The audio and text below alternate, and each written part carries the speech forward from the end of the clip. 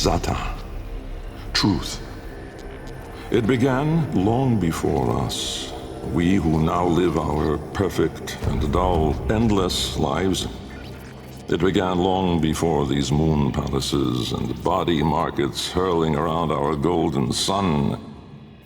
It began long before our light coil thinkers, our radiation wars, our oil smoke.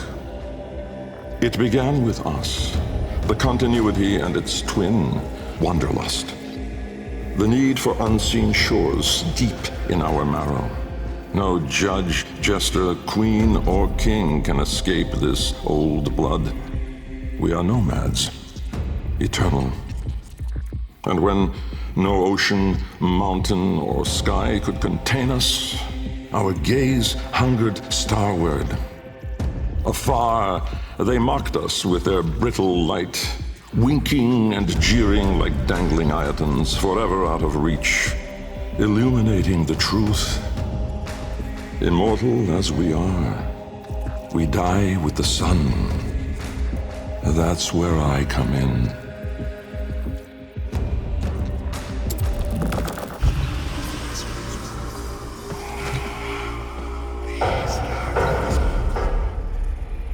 Jahu, form. My departure was a day less than any other. When I stepped inside the bell, I saw no crowd through its seriglass, no skeptical onlookers, no regal send-off. They all had given up on me and my paradoxical formulations. The wasted years had all shown the void to be just that. Nothing. No energy, no entanglement, no form. To spacefaring ambitions, a dead end. On the day, my laboratory was mostly vacant of witnesses, most of all of expectation. Only my sluggish attendants, my sagacious Kavat, Kalimos, and of course my daughter. I had raised her alone, but with inconsistent vigor. In those eyes, her mother's, I did see a terrible reflection of a man that did not exist. A brave and principled man about to make history. In truth, he was a void himself, an outcast, a joke, a nothing.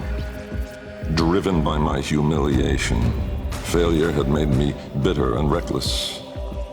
I would dive into the depths myself to prove them all wrong. I gave the signal. My daughter grasped the lever. Kalemos then belted out a desperate, rasping growl. But it was too late.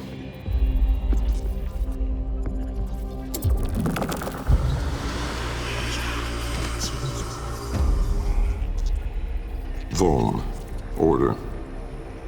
The calipers yawed open the wall between worlds, stretching there a black trapezoidal gap. A door, a mouth. It yawned in the light of the room, splintering it to mesmerizing, unearthly hues. And I, inside the bell, dropping obliquely toward it from my gallows.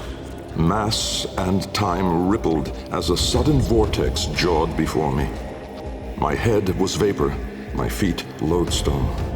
The bell around me flexed like a rat paralyzed in a winding, gulping snake. I faltered in the awe of it, stumbling against the seriglass, and with that shifted the bell's path through the wall. It grazed the caliper membrane, the edge of the door. No worldly edge was as thin, as sharp as could split even light. As the bell faintly grazed it, the seriglass was all at once rendered like strips of flesh by Dax's blade.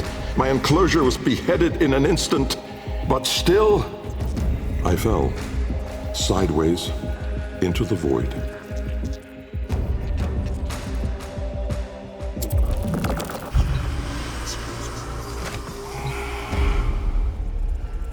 Thas, chaos. Death was on me, I was certain. I was face down, eyes clenched, my heart pulsing the last of its seconds, and my lungs burning the last of its air. A sudden nostalgia gripped me.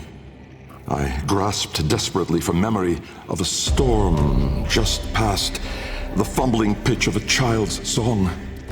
Yet all these thoughts seemed to steal away from my mind like smoke through a vent. I would die empty. I then became aware of another sensation, physical, a web of pain, needles itching into my arm. At once I realized I was alive. Laying in the bell's shattered ceraglass, I groped the ground, warm stone, the floor of my laboratory. So, I had never left. And so, I had failed. Again. I heard a crunch alongside me. Someone stepping through the shattered glass. With great shame, I gasped and rose my head to face my daughter above me. But as I opened my eyes, it wasn't her.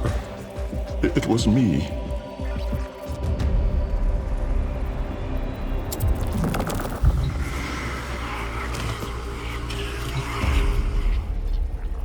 Riss. Light.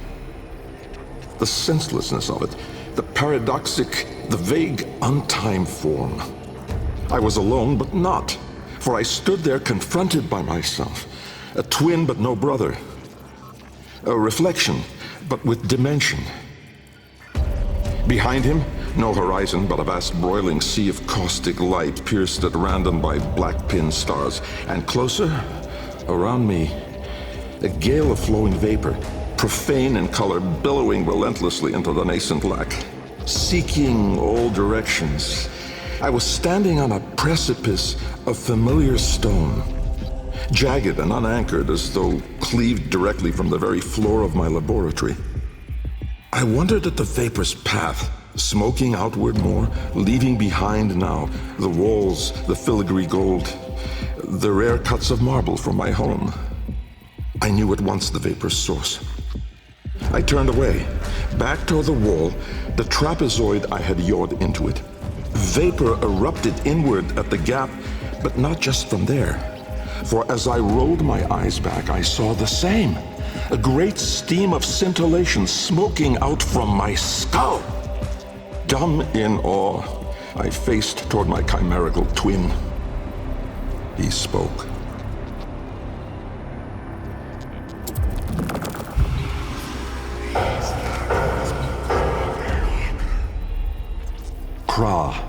Time. An old name, unspoken in the centuries since my mother reared me. A soft hiss, soothing as a viper's gaze. Little Bengal. The other me reached out, offering his hand, gliding toward me without moving, as though the distance between us was now collapsing. A confusion, most euphoric, filled my mind. With the shred of wit that remained, I decided that I should run for my life. At once, crazed and frantic, I fled. But I made no forward progress. Instead, the world compressed evermore around me, as though I were an anchor pulling the shore to reach. When I arrived at the door, or rather, the door arrived at me, I howled, hurling myself inside, out. And then and there I was, lost and unlost, howling on the floor in harmony with my wretched Kalimos, lacerated in flesh and heart, scattered as the bell glass, spilling blood and stomach on the cold stone floor. But I sensed the other there, at the wall's breach behind me, reaching still. I screamed, but my voice was gone. Forever. I looked, but my eyes would never see again. I swept my fist across the floor, snatching broken shards, and in gripping tightly, I filled my hands with ink. Close it, I wrote.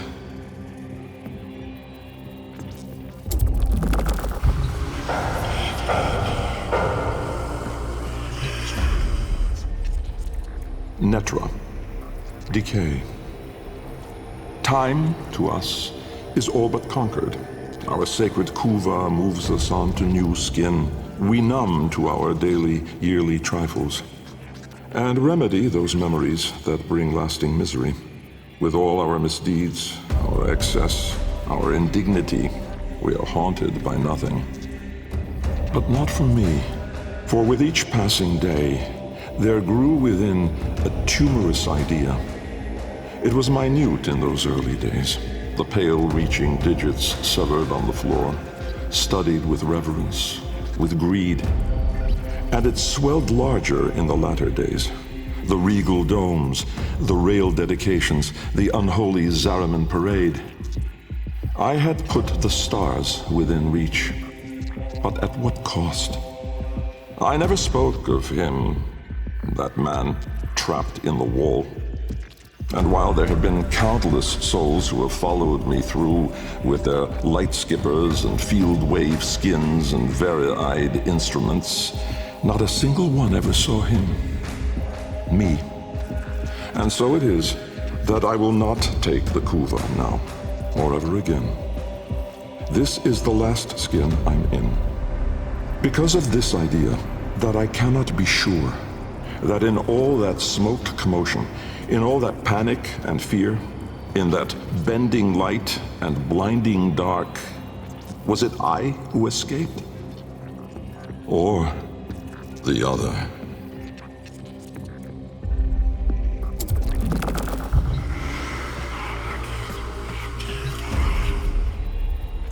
Loke, void. From brooding gulfs are we beheld by that which bears no name. Its heralds are the stars it fells, the sky and earth aflame. Corporeal laws are unwrit as suns and love retreat. To cosmic madness, laws submit, though stalwart minds entreat. In luminous space, blackened stars they gaze, accuse, deny. Roiling, moaning, this realm of ours in madness lost shall die. Carrion hordes trill their profane accord with eldritch plans. To cosmic forms from tangent planes, we end as we began.